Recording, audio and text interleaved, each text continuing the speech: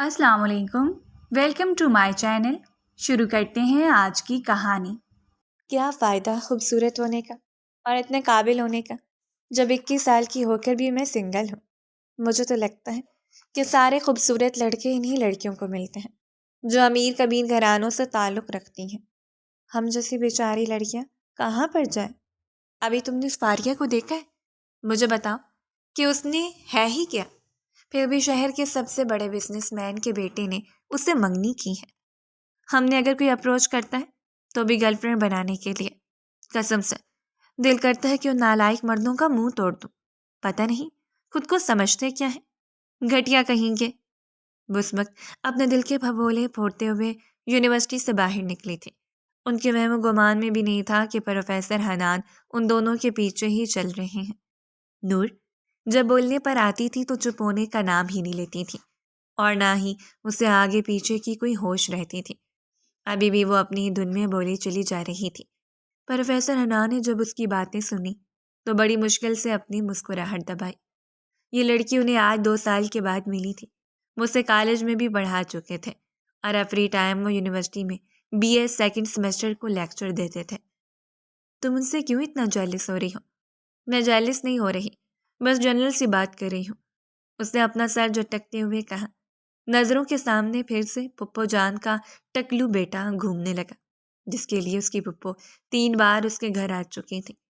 लड़ाई हो जाने के डर से अम्मा ठीक तरह से इनकार भी नहीं कर पा रही थी, और नूर को इसी बात पर ही गुस्सा था।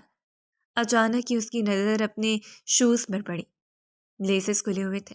वो उनको बांधने के लिए झुक गई जब उसे मुनज़्ज़ा की चीख की आवाज़ सुनाई दी। क्या हो गया है? क्यों पागलों की तरह चीखे जा रहे हो? बाकी सब लोग भी उन दो अजीब गरीब लड़कियों की तरफ मुतवज्जा हो गए थे, जिनके उलिये से वो लड़कियां कम और लड़कियां ज्यादा लग रही थी। तुमने देखा अभी यहाँ से कौन गुजरा?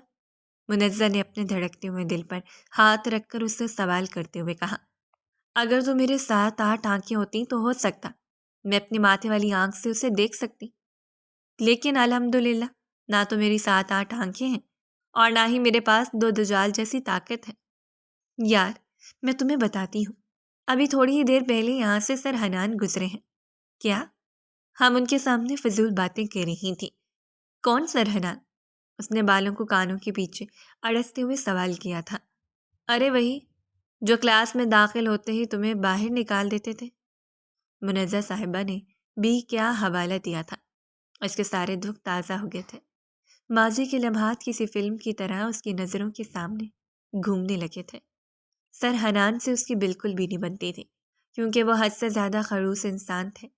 उनकी सारी सख्तियाँ उससे शुरू होकर उस पर ही आकर ख़त्म हो जाती थी। अगर क्लास में आते तो सबसे पहले उसी के बारे में ही सवाल करते थे। वो सबसे बहुत ज़्यादा ज़िद होती थी, जबकि कॉलेज की लड़कियाँ उससे जेलस होती थी।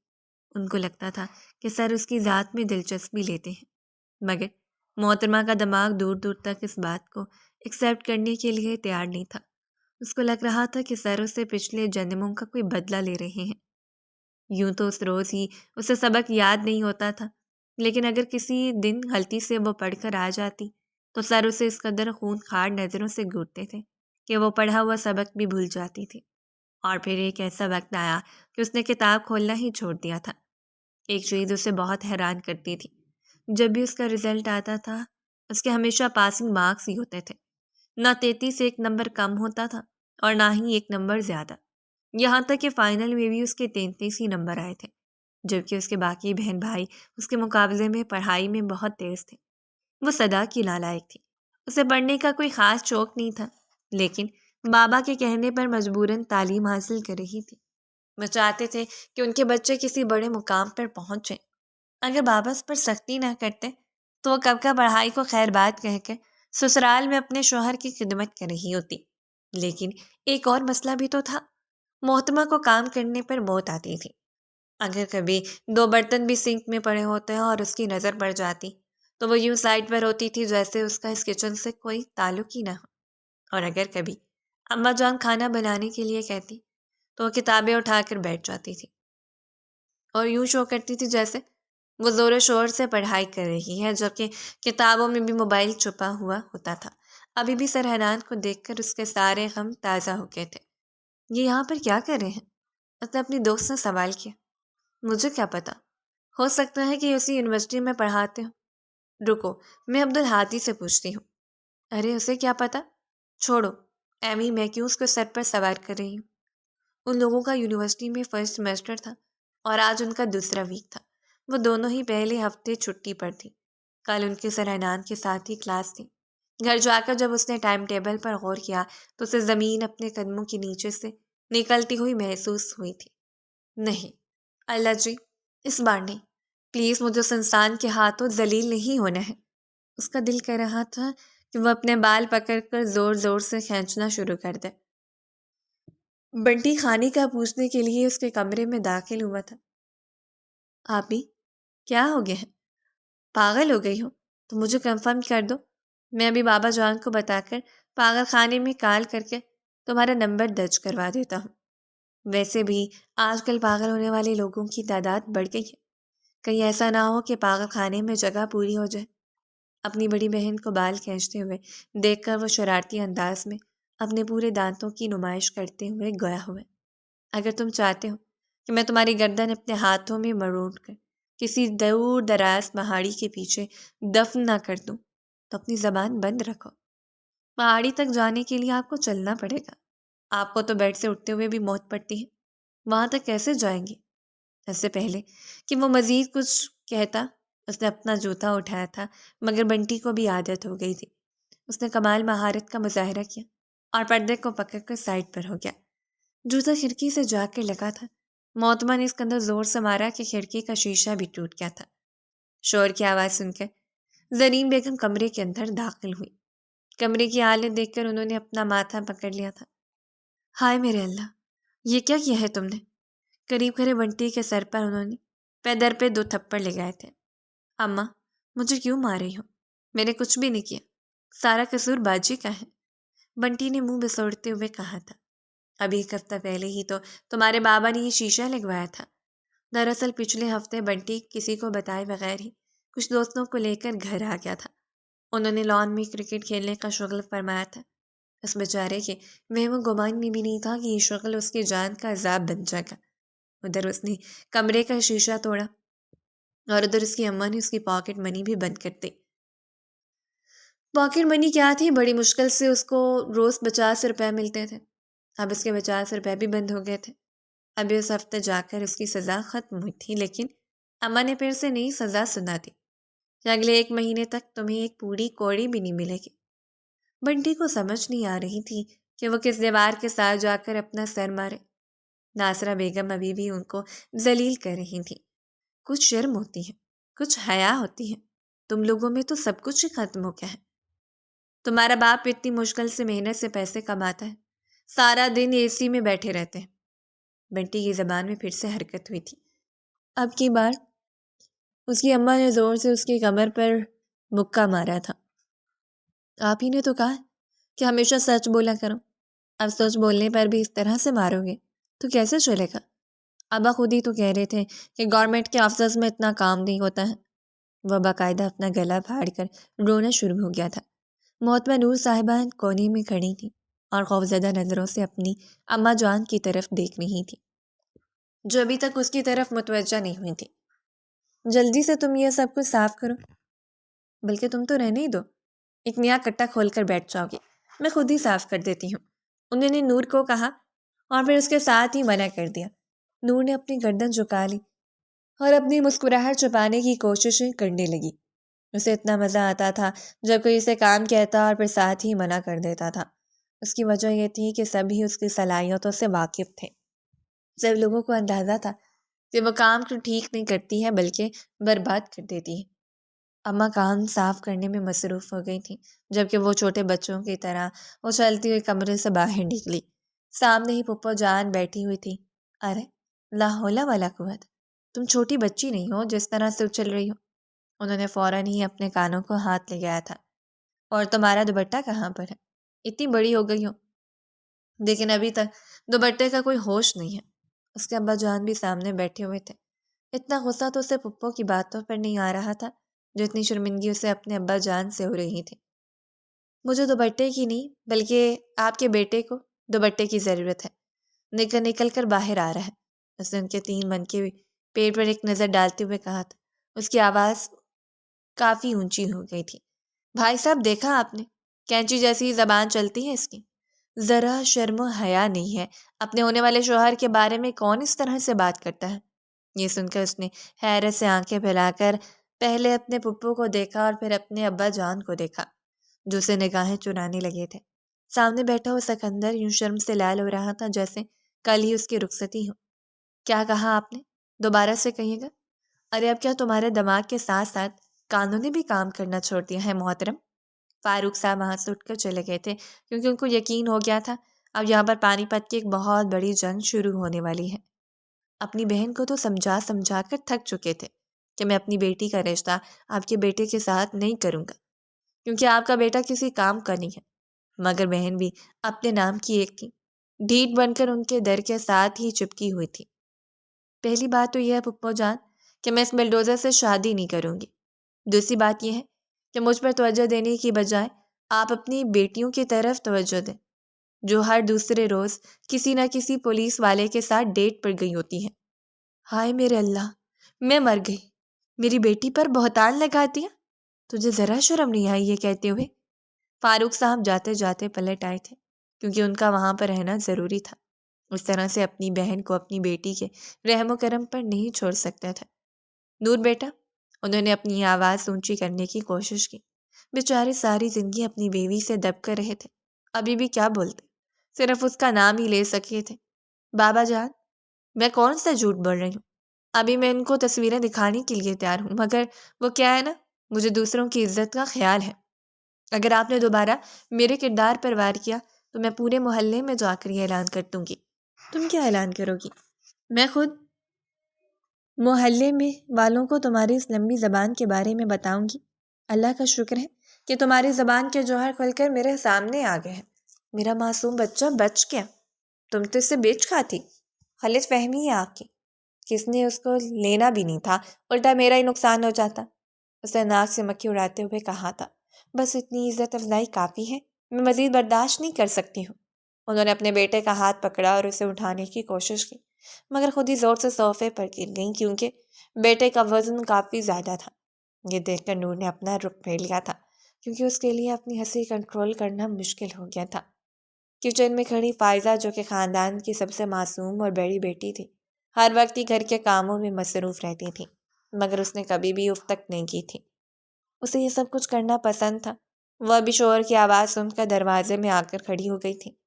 ابھی کا منظر دیکھا، بے ساختہ اس کا قہقہ بلند ہوا اور پھر وہ نان اسٹاپ ہنسنے لگے۔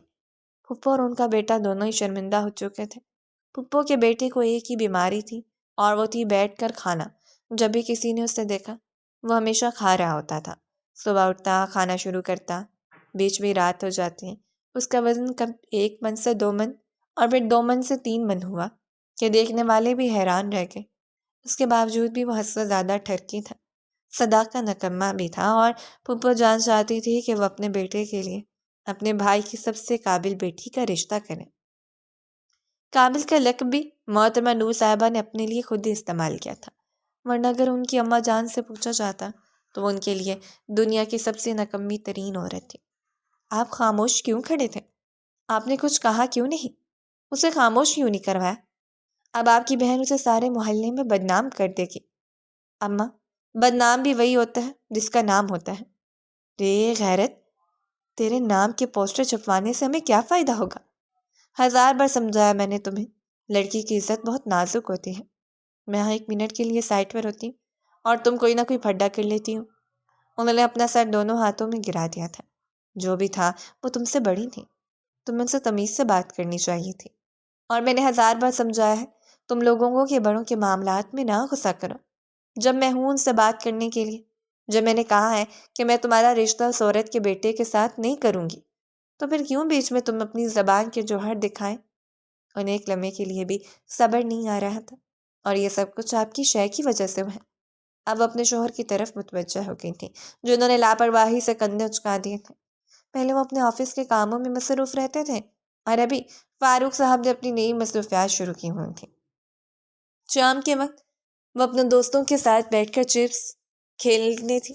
نہ تو اس نے گھر کے معاملات میں کوئی خاص دلچسپی تھی اور نہ ہی انہیں گھر کے معاملات کے بارے میں پتہ تھا۔ شروع سے لے کر اب تک ناصرہ بیگم نے سب کچھ دیکھا تھا اور وہ کبھی کبھار اس بات پر بہت زیادہ زچ بھی ہو جاتی تھیں، لیکن اب تو اتنا وقت گزر گیا تھا کہ انہیں بھی عادت ہو گئی تھی۔ اب تو وہ غصہ بھی نہیں کرتی تھی بلکہ صبر کا گھونٹ پی جاتی تھیں۔ میرا انتظار کرنا سنڈریلا، میں راستے میں ہوں، بس آ رہا ہوں میں۔ جس طرح کی تمہاری آواز اور شکل ہے تمہیں سنڈریلا نہیں بلکہ اینابیل ملے گی، اس نے ڈراؤنی مووی کی خوفناک ڈول کا حوالہ دیتے ہوئے کہا۔ تیمور نے ڈرامائی انداز میں نور کی طرف دیکھا۔ اگر انسان کی شکل اچھی نہ ہو تو کم سے کم انسان کو بات ہی اچھی کر لینی چاہیے۔ اگر انسان کی آواز نہ اچھی ہو تو کم سے کم انسان کو خاموش ہی رہ لینا چاہیے، اسی کے انداز میں دو بدو جواب دیتے ہوئے بولی تھی۔ جتنی لمبی تمہاری زبان ہے مجھے نہیں لگتا کہ اگلے 10 سالوں میں بھی تمہاری شادی ہوگی۔ تمہیں میری شادی کی فکر کرنے کی ضرورت نہیں ہے، میرے لیے تو ایک بہت ہی امیر کبیر لڑکا آئے گا۔ 2 لڑکے تو آ ہی چکے ہیں تو میں نے اپنی آنکھوں سے دیکھے ہیں، تیسرا لڑکا بھی دیکھ لوں گا۔ تیمور کا اشارہ پچ پہلے چچا کے بیٹے شرف عرف کھمبے کی طرف تھا اور دوسرا اشارہ پھپھو کے بیٹے ٹکلو کی طرف تھا۔ یہ نام بھی انہوں نے خود ہی سجیسٹ کیے ہوئے تھے۔ یار تیمور، ویسے میں کبھی کبھار سوچتی ہوں تم نہ ہی سوچا کرو، اپنے چھوٹے سے ذہن پر مت زور ڈالا کرو، کہیں ایسا نہ ہو شارٹ سرکٹ ہو جائے۔ یار میں سیریس ہوں، قسم سے میں سوچ رہی ہوں ہم ایک نارمل سے گھرانے سے تعلق رکھتے ہیں، ابا بھی کوئی بڑے افسر نہیں ہیں، بس 16 گریڈ کے ہیں۔ میرے لیے کہاں سے امیر آدمی کا رشتہ آئے گا؟ مجھے لگتا ہے کہ مجھے خود ہی کچھ کرنا پڑے گا، ہاتھ پاؤں مارنے پڑیں گے۔ یہ لوگ میڈم خدا کا واسطہ ہے تم اپنے ہاتھ پاؤں نہ ہی مارو، مشکل اپنے گلے میں باندھ لو گی۔ یار تیمور دیکھو، اس کے سامنے جا کر کھڑی ہو گئی تھی۔ مجھے بتاؤ کہ مجھ میں کمی ہی کیا ہے؟ اور اس کے سامنے گول گول گھومنے لگی۔ چکر آنے کی وجہ اس کا پاؤں دوسرے پاؤں میں پھنسا تھا اور زمین پر گر گئی تھی۔ تم میں کیلشیم کی کمی ہے، وہ اپنی تھوڑی پر انگلی رکھتے پرجوش انداز میں بولا تھا، جیسے کوئی بہت بڑی چیز دریافت کر بیٹھا۔ اس کی بات سن کر وہ آنکھیں چھوٹی چھوٹی کر کے اس کو گھورنے لگی۔ نہیں یار، میں حسن کے حوالے سے بات کر رہی ہوں، کمی تو نہیں ہے، حد سے زیادہ زیادتی ہے۔ حسن اتنا زیادہ ہو گیا ہے اور اتنا برائٹ ہو گیا ہے کہ دیکھا ہی نہیں جا رہا۔ وہ اب آنکھیں بڑی بڑی کر کے اس کو دیکھنے کی کوششوں میں ہلکان ہو رہا تھا۔ تیمور اس کی خالہ نے ایک ہی سکول میں پڑھا تھا۔ اس کے بعد تیمور نے پڑھائی کو خیر بات کہہ دیا تھا اور ابا کے چھوٹے سے کاروبار میں لگ گیا تھا۔ اس کی کوالیفیکیشن صرف میٹرک تک ہی تھی، جبکہ محترمہ اپنے ابا کی وجہ سے مجبور ہو کر یونیورسٹی جاتی تھی، بھر بھر کے پاس ہوتی تھی، لیکن اس کے ابا کے لیے یہی کافی تھا۔ اس کا اور تیمور صاحب کا دماغ سیم جگہ پر تھا، یعنی گھٹنوں میں، اور اس بات سے سب خاندان والے ہی واقف تھے۔ تیمور کی منگنی اس کی پھپھو کی بیٹی سے ہو چکی تھی، اسی وجہ سے تیمور کی طرف سے تو چانس بالکل ختم تھا، ورنہ نور کی اماں جان پہلی فرصت میں اسے تیمور کے ساتھ ہی رخصت کر دیتی۔ تو مجھے اپنے کسی بہت ہی امیر کبیر دوست کا نمبر دو، ہو سکتا ہے کہ میں اس کو پھنسانے میں کامیاب ہو جاؤں، جیسا کہ ڈراموں میں ہوتا ہے۔ تم نے دیکھا نہیں ہے، لڑکی کی آواز سن کر لڑکا مدہوش ہونے لگتا ہے، وہ اس کی آواز سے اس کا دیوانہ ہونے لگتا ہے، کہیں کہیں دنوں تک اس کے بارے میں سوچتا رہتا ہے اور پھر اسے ملنے کی کوششیں کرتا ہے۔ فکر مت کرو، تمہارے معاملے میں لڑکے کو اتنی زحمت نہیں کرنی پڑے گی، تمہاری آواز سن کر ہی وہ تمہیں بلاک کر دے گا۔ یہ کہہ کر وہ تیزی سے سیڑھیاں اترتا ہوا نیچے چلا گیا تھا۔ تم ایک انتہائی بدتمیز انسان ہو، تم سے بات کرنا ہی فضول ہے۔ میرا دماغ خراب تھا جو میں نے تم سے اپنے خیالات کا اظہار کیا۔ وہ اچل اچل کر اس کو گالیاں دے رہی تھی، لیکن تیمور کو تو کوئی فرق ہی نہیں پڑ رہا تھا۔ اس نے تیمور کو ارجنٹ کال کی تھی کہ مجھے تمہاری ضرورت ہے، جلدی سے ملنے کے لیے آؤ، ایک بہت بڑا مسئلہ ہو گیا ہے۔ وہ پچھلے 1 گھنٹے سے بیٹھا اس کی فضول باتیں سن رہا تھا۔ اس سے تو اچھا تھا کہ وہ اپنی منگیتر کے ساتھ ڈیٹ منانے کے لیے چلا جاتا۔ فضول لڑکی نے اس کا ٹائم برباد کر دیا تھا۔ تیمور کے جانے کے بعد وہ گرنے والے انداز میں چارپائی پر بیٹھ گئی اور آگے پیچھے سے آنے والی آوازوں کو سن کر مایوس ہو گئی۔ کیا تھا اگر ہم بھی کسی بڑے سے محلے میں رہتے ہوتے، ہمارے آس پاس بھی امیر کبیر لوگ ہوتے، ہو سکتا تھا کہ کسی بزنس مین کی نظر مجھ پر پڑ جاتی۔ ایک تو محلہ بھی ہمیں یہ فضول اور چھوٹا سا ملا ہے۔ باجی باجی، اسے ایک بچے کی چیخنے کی آواز سنائی دی۔ اس نے پلٹ کر دیکھا، میری گڈی وہاں پر آئی ہے، مجھے میری گڈی دے دو۔ وہ بچہ خالص گاؤں کے لہجے میں بات کر رہا تھا۔ ابھی کچھ دن پہلے ہی وہ یہاں پر شفٹ ہوئے تھے۔ حد سے زیادہ گندے لوگ تھے۔ انہوں نے یہاں پر اپنی بہن سے بھی منگوا لی تھی۔ ایک تو چھوٹا سا گھر تھا۔ وہ سمجھ نہیں پا رہی تھی کہ وہ لوگ مینیج کیسے کرتے ہیں۔ رات کے وقت لوگ بھینسوں کو اندر کر لیتے تھے، کیا وہ ان کے ساتھ ان کے کمروں میں سوتی تھیں؟ یہ سوچ کر اس نے بے ساختہ اپنے کانوں کو ہاتھ لگایا اور پھر گڈی اٹھا کر اس لڑکے کے حوالے کر دی۔ سنو، وہ لڑکا پلٹا، کیا تمہارا کوئی امیر سا بھائی ہے؟ نور صاحبہ واقعی میں پاگل ہو گئی تھی۔ اگر امیر بھائی صاحب ہوتا تو پھر بھی آپ کے گھر میں رشتہ نہ بھیجتا۔ لڑکا بھی اپنے نام کا ایک تھا۔ یہ کہہ کر وہ وہاں سے چلتا چلا گیا تھا، جو کہ اسے گالیوں سے نوازنے لگے تھے۔ تمہاری گڈی اگر دوبارہ میرے گھر آئی تو میں اس کو پھاڑ دوں گی۔ خبیث انسان کہیں گے، تم سب لوگ اندھے ہو، تم سب لوگوں کو میرا حسن نظر ہی نہیں آتا ہے۔ آج کل ویسے بھی پڑھائی سے ہی اس کی جان جا رہی تھی۔ زندگی میں پہلی بار اس کی پریزنٹیشن آئی تھی اور اسے پریزنٹیشن دیتے ہوئے بھی خوف محسوس ہو رہا تھا۔ پہلے تو اس نے چھٹی کرنے کے بارے میں سوچا، لیکن اس طرح سے اس کے سارے نمبر کٹ جاتے۔ اگلے دن اپنی دوست کے ساتھ تھوڑی سی لیٹ پہنچی تھی۔ سر نے اس کی اچھی خاصی ذلالت کی تھی۔ جیسے ہی وہ اپنی کلاس میں جا کر بیٹھی تو اسے پتہ چلا کہ سر نے اپنی کسی خاص گیسٹ کو بلوایا ہے۔ وہ لوگ اس گیسٹ کے سامنے پریزنٹیشن دیں گے۔ ہائے میرے اللہ، گیسٹ کو بلوانے کی کیا ضرورت تھی؟ اس نے دل ہی دل میں آنے والے کو بھی گالیوں سے نوازا۔ تھوڑی دیر میں کمرے میں ایک شخصیت داخل ہوئی تھی۔ وہ کسی اور کی نہیں بلکہ حنان صاحب کی تھی۔ حنان صاحب کی نظریں بھی اس کے اوپر ہی جمی ہوئی تھیں۔ وہ اپنا پہلو بدل کر رہ گئی تھی۔ اب کیا یہاں پر بھی یہ مجھے بھوکے لوگوں کی طرح گھوریں گے؟ ان کو تو ذرا بھی تمیز نہیں ہے کہ لڑکیوں کو کس طرح سے دیکھتے ہیں۔ اگر کلاس کے کسی بچوں نے نوٹ کر لیا، میری تو شامت آ جائے گی۔ اگر انہوں نے میرے کردار پر وار کیا، نہیں ایسا نہیں ہو سکتا۔ ایک بار پھر سے اس کے دماغ میں سوچوں کا طوفان آ گیا تھا۔ پریزنٹیشن کی شروعات اس سے ہوئی تھی۔ وہ اپنے کامتی ہوئی ٹانگوں سے اسٹیج پر جا کر کھڑی ہوئی۔ خوف سے تھوک نکلا۔ یہ انڈیویجول پریزنٹیشن تھی۔ اگر گروپ پریزنٹیشن ہوتی تو پھر بھی اس کو صبر آ جاتا، لیکن پہلی پریزنٹیشن اور وہ بھی اکیلے۔ میڈم، آپ ڈائس کے پیچھے کیوں چھپ رہی ہیں؟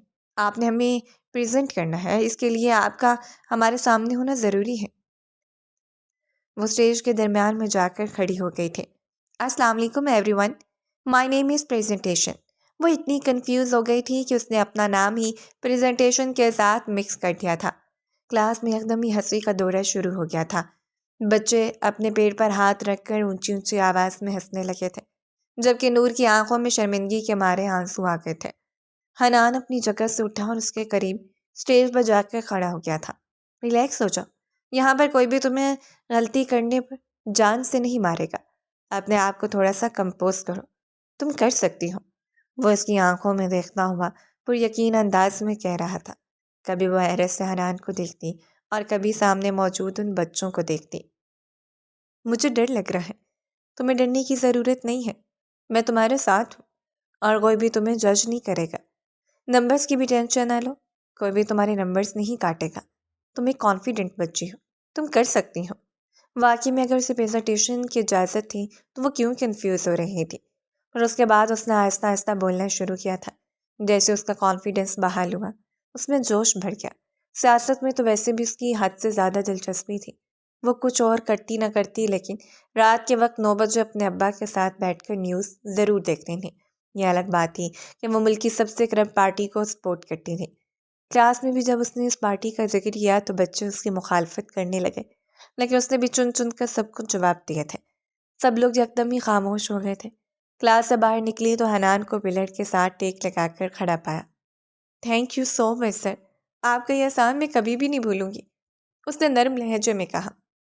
جواب میں اس نے بھی ہاں میں گردن ہلا دی تھی۔ آج اس کے دوست پہلے ہی چلی گئی تھی، یعنی واپسی میں اس نے اکیلے ہی گھر جانا تھا۔ وہ اپنے پاؤں روڈ پر گھسیٹتی ہوئے جا رہی تھی۔ یونیورسٹی سے باہر نکلی تو اس کی نظر بہت سی لگژریس گاڑیوں پر پڑی تھی۔ لڑکیاں ان گاڑیوں میں مختلف لڑکوں کے ساتھ بیٹھ کر جا رہی تھیں۔ کتنا اچھا ہوتا اگر میرے پاس بھی کوئی اتنا امیر صاحب بوائے فرینڈ ہوتا۔ اپنے خیالوں پر تھوڑی ہی دیر کے بعد اس نے لعنت بھیجی تھی۔ کس طرح کی باتیں سوچ رہے ہو تم؟ اگر آپ کہیں تو میں آپ کو بس اسٹاپ تک ڈراپ کر سکتا ہوں۔ جانی پہچانی مردانہ آواز سن کر اس نے بے ساختہ نگاہیں اٹھا کر دیکھا تو اس کے پہلو میں حنان کھڑا تھا۔ بہت سے اسٹوڈنٹس کی نظریں ان دونوں پر ہی جمی ہوئی تھیں۔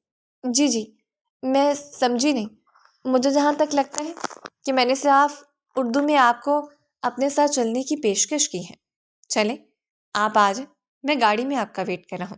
مجھ سے انکار کرنا چاہتی تھی مگر انکار بھی نہیں کر سکی۔ ایک نظر اس نے اپنے چاروں طرف دیکھا۔ لڑکیاں اس کو کینہ توڑ نظروں سے گور رہی تھیں۔ اس نے اپنے بال ہوا میں جھٹکے اور ڈرتے ڈرتے سرحنان کی گاڑی میں بیٹھ گئی۔ دل ہی دل میں وہ خود کو تسلیاں دے رہی تھی کہ اس نے کوئی غلط کام نہیں کیا۔ یہ اس کے پروفیسر سی تو ہے، لیکن اس کے ساتھ ساتھ ٹینشن بھی دے۔ اگر گھر والوں کو پتہ چل گیا تو وہ اس کی ٹانگیں توڑ دیں گے۔ آپ اتنی ڈری ہوئی کیوں ہیں؟ ریلیکس ہو جائے۔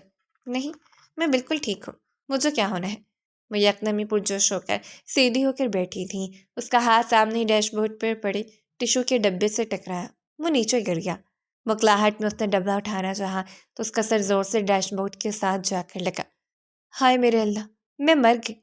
وہ ایسی ہی کلمزی سی تھی، سر کے سامنے بھی اسے شرمندگی اٹھانی پڑی تھی۔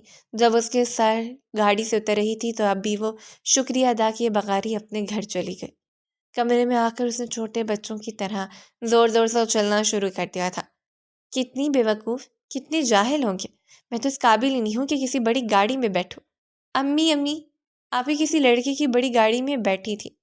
بنٹی جو کہ اس سے میتھ کے سوالات سمجھنے کے لیے اس کے کمرے میں آ رہا تھا، اس کی بات سن کر چیختا چلاتا ہوا کمرے سے باہر نکلنے لگا۔ نور نے پھرتی کا مظاہرہ کیا اور آگے بڑھ کر بنٹی کے منہ پر ہاتھ رکھ کر اس کی آواز کو دبانے کی کوشش کی۔ چپ کر جاؤ ورنہ میں تمہیں جان سے مار دوں گی۔ نہیں، میں چپ نہیں کروں گا۔ آپ میری آواز کا گلا نہیں گھونٹ سکتی ہو۔ میں تمہیں پورے 100 روپے دوں گی۔ 100 روپے کا تو زمانہ ہی نہیں رہا، مجھے 500 روپے چاہیے۔ ایک شاورما اور ایک برگر کھانا ہے میں نے۔ تم اپنی اوقات سے بڑھ کر بات کرو۔ اتنے تو تمہیں ایک ہفتے میں نہیں ملتے جو تم ایک دن میں مجھ سے مانگ رہے ہو۔ ٹھیک ہے، پھر میں جا کر بتا دیتا ہوں۔ تمہارے پاس ثبوت کیا ہے؟ آپ جانتے ہیں کہ اماں میری باتوں پر آنکھیں بند کر کے یقین کرتی ہیں۔ اس نے اپنے ہرگز 500 بڑی مشکل سے نکالا اور اس کے ہاتھ میں رکھ دیا۔ بنٹی اب نادیدہ نظروں سے اس کے گلے کی طرف دیکھ رہا تھا۔ اگر اس میں سے میرا 1 روپیہ بھی کم ہوا تو میں تمہارے ہاتھ کاٹ ڈالوں گی، اس نے دانت پیستے ہوئے کہا۔ اگلے 2 دنوں تک اس کے گھر میں ایک عجیب ہی خوشی کا ماحول چل رہا تھا۔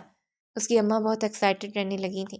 اس نے 2-3 اماں سے پوچھا کہ لیکن انہوں نے کوئی خاص جواب نہیں دیا، بلکہ جب بہت زیادہ خوش ہوتی تھی تو اسے اپنے گلے سے لگا لیتی تھی۔ اللہ تعالیٰ نے میری بچی کے نصیب کھول دی ہیں۔ کیوں؟ کیا ہوا اماں؟ آپ تو یوں کہنی ہے جیسے میرے لیے کسی بہت بڑے اور امیر آدمی کا رشتہ آ گیا ہے۔ ارے ایسا ہی ہے، لیکن باجی وہ تم سے پورے 8 سال بڑا ہے۔ ادھر بنٹی نے یہ بات کہی تھی اور ادھر اس نے اپنا سینہ پیٹنا شروع کر دیا تھا۔ ہائے میرے اللہ، بڈھے سے میری شادی کروا رہے ہیں۔ میں ایسا نہیں کروں گی، ابھی تو میں 21 سال کی ہوں، میں اسے شادی نہیں کروں گی۔ وہ تمہارے بابا کے دوست کا بیٹا ہے اور تمہارے بابا نے اس کو زبان دے دی ہے۔ تم اس کی تصویر تو دیکھو، بہت ہی ہینڈسم ہے۔ مجھے اس کی تصویر نہیں دیکھنی ہے اور نہ ہی مجھے اس سے شادی کرنی ہے۔ آپ لوگ میرے ساتھ زور زبردستی نہیں کر سکتے ہیں۔ میں نے کہہ دیا ہے کہ تمہارے بابا نے اس کو زبان دے دی ہے۔ اگر دیکھنا ہے تو دیکھو، ورنہ اپنے آپ کو ذہنی طور پر تیار کرو۔ اپنے ہی ہفتے تم لوگوں کا نکاح ہو رہا ہے۔ مجھے اتنی جلدی شادی نہیں کرنی ہے۔ یہ تو مجھے پڑھانا چاہتے تھے، فکر مت کرو، وہ بھی تمہیں پڑھائے گا۔ اب کیا ساری زندگی میں تعلیم ہی حاصل کرتی رہوں گی؟ مجھے تو لگتا ہے کہ پڑھتے پڑھتے میں مر جاؤں گی۔ بیٹا جی، زیادہ ڈرامے لگانے کی ضرورت نہیں ہے، جاؤ اور اپنے کمرے میں جا کر ریسٹ کرو۔ شام کو تیار ہو جانا، کوئی اچھا سا لباس پہننا۔ میں نے اس کے پیرنٹس کو بلایا ہے، وہ آج ہمارے گھر آ رہے ہیں۔ خبردار جو تم نے ان کے سامنے کوئی بھی بے وقوفوں والی حرکت کی۔ کیا لڑکا بھی آ رہا ہے؟ اس نے بے ساختہ سا سوال کیا تھا۔ اپنے باپ کو جانتی ہو نا، انہیں یہ بے حیائی پسند نہیں ہے۔ صاف صاف کہیں نا، کیا آپ کو یہ سب کچھ اچھا نہیں لگتا؟ آپ تو وہی کرتے ہیں جو آپ کہتے ہیں۔ اماں نے جوتا اتارا تو تیزی سے اپنے کمرے میں گھس گئی تھی۔ اس کے بعد شام تک اس نے کمرے کا دروازہ نہیں کھولا تھا۔ باہر مہمان آئے بیٹھے تھے اور وہ ابھی تک کمرہ بند کیے، لائٹ آف کیے سوگ بنا رہی تھی۔ جلدی سے دروازہ کھولو ورنہ اماں تمہاری ہڈیوں کا سرما بنا دیں گی۔ اس نے اسے دھمکی دینے کی کوشش کی تھی، مگر محترمہ منہ سر لپیٹ کر لیٹی ہوئی تھی۔ مہمان اسے ملے بغیر ہی چلے گئے تھے۔ بعد میں جب ناصرہ بیگم مہمانوں سے فارغ ہوئی تو انہوں نے اپنے اندر اٹھتے ہوئے لاوے پر بڑی مشکل سے قابو پایا۔ آج اپنی بیٹی کی وجہ سے وہ بہت شرمندہ ہوئی تھی۔ انہیں بہانہ بنانا پڑا تھا کہ ان کی بیٹی بیمار ہے۔ وہ تو لڑکے والے اچھا تھا، انہوں نے کوئی تماشا نہیں لگایا تھا اور نہ ہی کوئی بات بنائی تھی، ورنہ ان کے موئے موئے ہو جاتا۔ اتنا اچھا رشتہ آیا ہوا ہے، اسے تو شکر ادا کرنا چاہیے۔ بعد میں اس کی اماں ابا نے اسے اپنے پاس بیٹھا کر پیار سے سمجھایا تھا کہ جیسا تم چاہ رہی تھی سب کچھ ویسا ہی ہے۔ لڑکا بہت ہی امیر گھرانے سے تعلق رکھتا ہے، وہ تمہاری ساری خواہشات کو پورا کر دے گا۔ وہ لوگ بھی اچھے ہیں، قدر کرنے والے ہیں۔ سب لوگ جب کمرے سے باہر نکلے تو اس نے بنٹی کی طرف دیکھا۔ مجھے لڑکے کی تصویر دکھاؤ۔ ارے اتنی آسانی سے کیسے دکھا دوں؟ پہلے فیس لگے گی، پھر اس کے بعد تصویر دکھاؤں گا۔ میں تمہیں کچا چبا جاؤں گی۔ ٹھیک ہے، اگر آپ کو تصویر دیکھنے کا اتنا ہی شوق ہے تو آپ کے پاس 2 آپشنز ہیں، یا تو مجھے پیسے دے یا پھر میری لاش کے اوپر سے گزرے، کیونکہ اس گھر میں صرف نہیں ہوں جس کے پاس جیجو کی تصویر ہے، میرے پاس نمبر بھی ہے، اگر چاہیں تو میں نمبر بھی دے سکتا ہوں۔ نکلو میرے کمرے سے، ابھی کسی وقت میرے کمرے سے نکلو، تمہیں ایک پھوٹی کوڑی بھی نہیں دوں گی۔ 1 ہفتے بعد ویسے بھی میرا نکاح ہے، میں خود ہی اس کو دیکھ لوں گی، تب تو آپ آنکھیں پھاڑ پھاڑ کر دیکھو گی۔ وہ اپنے دانتوں کی نمائش کرتا وہاں سے چلا گیا تھا۔ اس کے بعد اس نے اپنی سہیلی کو کال کی اور سارا ماجرا سنایا۔ اس کی سہیلی بہت زیادہ ایکسائٹیڈ ہو گئی تھی۔ یار قسم سے تمہارے ساتھ تو فلمی سین ہو گیا ہے، تمہیں تو شکر ادا کرنا چاہیے، اور میرے لیے بھی دعا کرو کہ اللہ تعالیٰ میرا بھی نصیب کھول دے اور اس طرح سے میری لائف میں بھی کوئی زبردست سا بندہ آ جائے۔ اس اب اپنی ٹینشن ہونے لگی تھی۔ 1 ہفتے کے بعد محتمہ کا بہت ہی دھوم دھام سے نکاح ہوا تھا۔ اس کا ڈریس بھی اس کا فیوریٹ تھا اور اس ڈیزائنر کا جوڑا تھا۔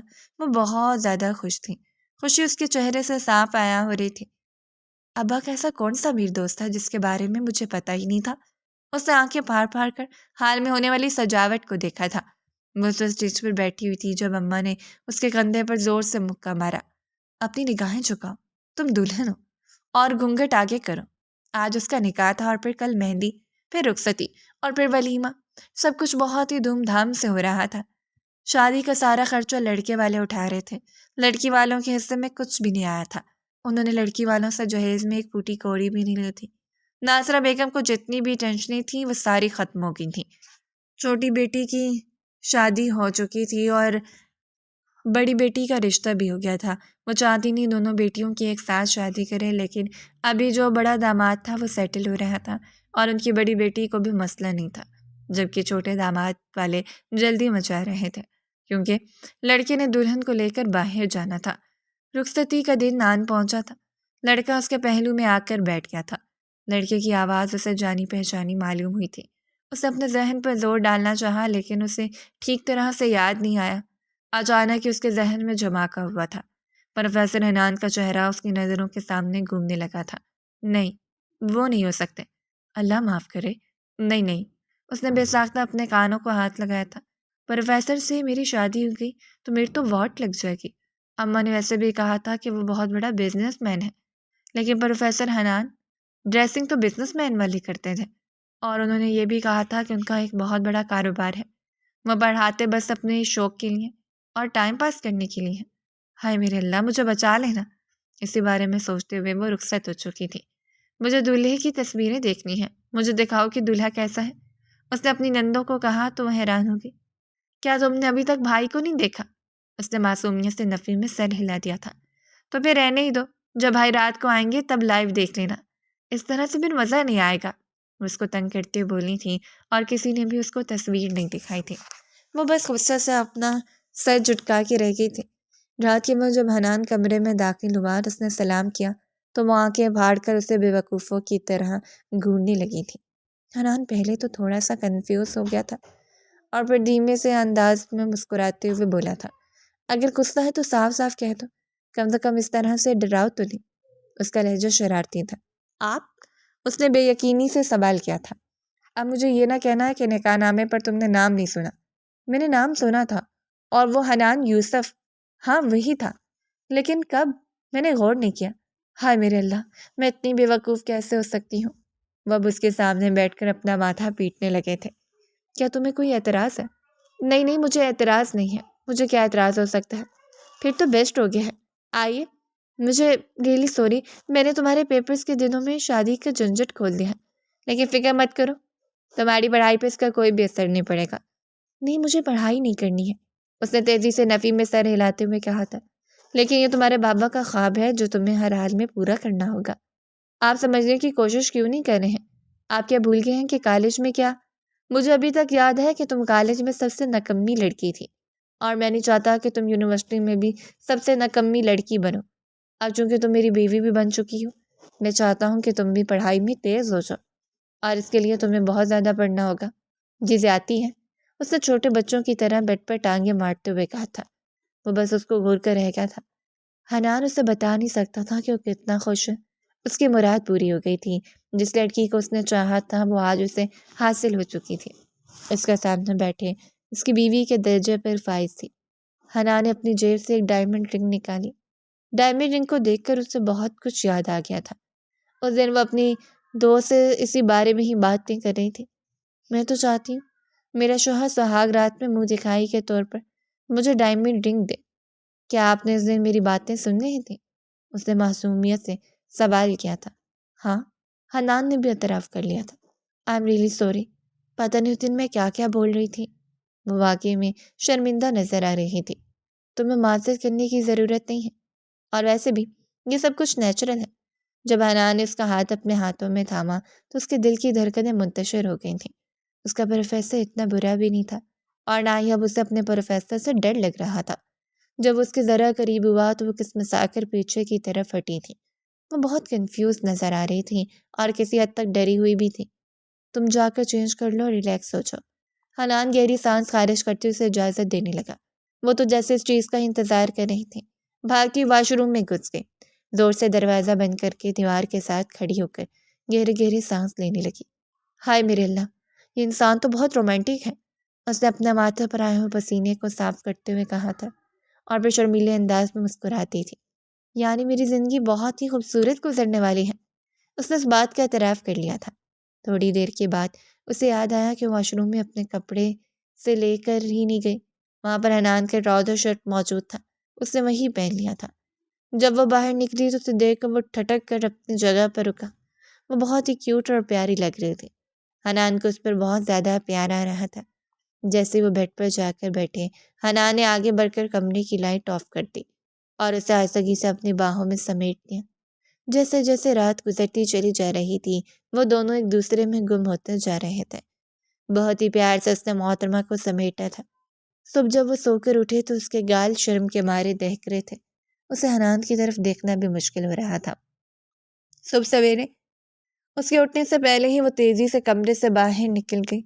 تھوڑی اس وقت اپنی ساس کے ساتھ کچن میں کھڑی تھی۔ کھانے میں سے کچھ بھی بنانا نہیں آتا تھا۔ اس کے ساتھ اسے ڈانٹ رہے تھے۔ جب حنان کچن میں داخل ہوا، کیا ہوا ہے؟ وہ اپنی اماں کی کھردری اور روبدار آواز سن چکا تھا۔ محترمہ کو چائے بنانے بھی نہیں آتی۔ اس کی اماں کے لہجے میں نفرت تھی۔ تو کیا ہو گیا ہے؟ اس نے اپنی بیوی پر ایک نظر ڈالی جس کی آنکھیں آنسوؤں سے بھری ہوئی تھیں۔ دراصل اس کی ماں اس رشتے کے لیے راضی نہیں تھی، لیکن اپنے بیٹے کی خوشی کے لیے وہ اس لڑکی کو بیاہ کر لائی تھی، اور اب انہیں اس لڑکی کو تکلیف پہنچانے کا موقع مل گیا تھا، کیونکہ نور کو کوئی بھی کام نہیں آتا تھا۔ آج اس کا یہاں پر پہلا دن ہے، اور آپ پہلے دن اسے چائے بنوا رہی تھیں۔ ان کا ولیمہ کینسل ہو چکا تھا کیونکہ اس کی اماں کے دور کے کزن کی فوتگی ہو گئی تھی۔ اس کی اماں وہاں پر گئی بھی نہیں تھی، لیکن اس کے باوجود بھی انہوں نے ولیمہ کینسل کر دیا تھا۔ حنان کو اس پر غصہ تو بہت آیا تھا، مگر وہ صبر کا گھونٹ پڑ کر رہ گیا تھا۔ دوسری طرف نور کو ابھی تک یقین نہیں آ رہا تھا کہ اتنی اچھی اور سوبر بننے والی خاتون اس سے اس قدر نفرت کرتی ہوگی۔ حنان کے کچن میں داخل ہوتے ہی وہ اس کے پیچھے جا کر چھپ گئی تھی۔ اس کو بولو کہ میں اسے یہاں پر مفت کی روٹیاں توڑنے کے لیے نہیں لائی ہوں۔ اگر اسے اس حویلی میں رہنا ہے تو اسے کام بھی کرنا ہوگا۔ ہماری حویلی میں کھانا بنانے کا کام ملازمہ نہیں کرتی۔ پہلے وہ میری ڈیوٹی تھی اور اب اس کی ڈیوٹی ہے۔ اسے باور کرواتی ہوئی وہاں سے چلی گئی تھیں۔ ان کے جانے کے بعد اس نے حنان کے سینے پر اپنا سر رکھ دیا اور پھوٹ پھوٹ کر رونے لگی۔ مجھے کھانا بنانا نہیں آتا ہے، میں کیسے کھانا بناؤں گی؟ اور اگر شام کو میں نے کھانا نہ بنایا تو وہ مجھے ڈانٹیں گی۔ آپ کی امی نے پہلے بھی مجھے بہت ڈانٹا۔ ارے میری جان، کیا ہو گیا ہے؟ اتنی ٹینشن کیوں لے رہی ہو؟ امی کی ذرا طبیعت خراب ہے، اسی وجہ سے وہ چڑچڑی ہو گئی ہیں۔ میں اپنی امی کی طرف سے تم سے معافی مانگتا ہوں۔ اگر تمہیں کھانا بنانا نہیں آتا تو کیا ہوا، میں تمہیں سکھا دوں گا۔ کیا آپ کو کھانا بنانا آتا ہے؟ اس نے حیرت کا اظہار کرتے ہوئے کہا۔ ہاں، ہمارے گھر میں سبھی کوکنگ کر لیتے ہیں، یہاں تک کہ میرے بابا کو بھی کوکنگ آتی ہے۔ میں نے تو سنا تھا کہ بڑے گھروں میں کام کرنے کے لیے ملازم ہوتے ہیں، یہاں پر بھی حویلی کے سارے کام لازمہ ہی کرتی ہیں، لیکن کھانا امی اور بہنیں بناتی ہیں۔ تو کیا میں اکیلی کھانا بنایا کروں گی؟ نہیں میری جان، وہ تمہارا ساتھ دیا کریں گی۔ لیکن آپ کی امی نے تو کہا۔ فی الحال تم ان کی باتوں پر اتنی توجہ نہ دو، میں اپنی امی سے بعد میں بات کر لوں گا اور انہیں سمجھا لوں گا۔ حنان نے اپنی بابا سے بات کی تھی، اس نے اپنی اماں کو بھی صاف الفاظ میں سمجھا دیا تھا کہ وہ عورت میری بیوی ہے اور اسے حویلی میں وہی درجہ ملنا چاہیے جو میرے بھائی کی بیویوں کو حاصل ہے۔ آپ اس پر کسی بھی کام کا برڈن نہیں ڈالیں گے اور نہ ہی اس کے ساتھ زیادتی کریں گے۔ اگر آپ نے اس کے ساتھ کچھ بھی غلط کیا تو میں اسے اپنے ساتھ لے کر چلا جاؤں گا۔ میں اس 2 ٹکے کی لڑکی کو اس حویلی کی بہو نہیں بنانا چاہتی تھی، صرف اور صرف تمہاری وجہ سے میں نے اسے بہو بنایا ہے۔ تم بھی جلدی سے اپنی خواہشات پوری کرو، جیسے ہی تمہارا اس سے دل بھر جائے اسے فارغ کر دو، کیونکہ میں تمہاری شادی اپنی بہن کی بیٹی سے کرواؤں۔ نور دروازے کے باہر کھڑی یہ سب کچھ اپنے کانوں سے سن رہی تھی۔ اس کے لیے اپنی ٹانگوں پر کھڑا رہنا مشکل ہو گیا تھا۔ اچانک اس کا ہاتھ گلدان سے جا کر ٹکرایا، وہ زمین پر گر کر ٹوٹ گیا۔ شور کی آواز سن کر حنان تیزی سے بھاگتا ہوا باہر گیا تھا۔ نور کی آنکھوں میں تیرتے آنسو دیکھ کر اس کے دل پر چھریاں چلانے لگی تھیں۔ اس کو تو ذرا بھی تمیز نہیں، انسان میں تھوڑی سی غیرت ہوتی ہے، لیکن اس میں تو وہ بھی ختم ہو چکی ہے۔ کیا تمہاری ماں نے تمہیں یہیں سے کھایا کہ یوں چھپ کر کسی کی باتیں نہیں سنتے؟ وہ کان کھانے والے لہجے میں بولتی وہی وہاں سے لمبے لمبے ڈگ بڑھتی ہوئی چلی گئی تھی۔ حنان کے بابا نے اس کے کندھے پر ہاتھ رکھا تھا۔ فکر مت کرو، تمہاری ماں کو سمجھا لوں گا، تم اس کو سنبھالو۔ حنان نے اس کے بعد نور سے وعدہ کیا تھا، میں تمہیں کبھی بھی نہیں چھوڑوں گا۔ اماں نے جو کچھ بھی کہا ہے اس کو درگزر کرو، وہ بھی غصے میں ہے۔ شاید میں نے اپنی اوقات سے بڑھ کے خواب دیکھ لیا تھا، اسی وجہ سے میرے ساتھ یہ سب کچھ ہو رہا ہے، لیکن پلیز آپ مجھے چھوڑیے گا نہیں، میں آپ کے بغیر نہیں رہ سکتی ہوں۔ یہ کہہ کے وہ حنان کے سینے سے لپٹ گئی تھی اور پھوٹ پھوٹ کر رونے لگی تھی۔ حنان نے اسے اپنے سینے سے لگا لیا تھا۔ اس کے پیرنٹس بعد میں ملنے کے لیے آئے تھے، مگر اس کی ساس اس کے پیرنٹس سے نہیں ملی تھی۔ نور کی امی کو یہ بات محسوس ہوئی تھی، مگر وہ درگزر کر گئی کیونکہ اب بیٹی کا معاملہ تھا۔ نور ان سے بڑی خوشگوار لہجے میں بات کر رہی تھی۔ اس نے اپنی اماں ابا کو ہر طرح سے تسلی دی تھی کہ پھر بہت خوش ہے، میرا بہت خیال رکھتے ہیں۔ جیسے جیسے وقت گزرتا چلا جا رہا تھا وہ خود کو اس ماحول میں ایڈجسٹ کرنے کی کوشش کر رہی تھی۔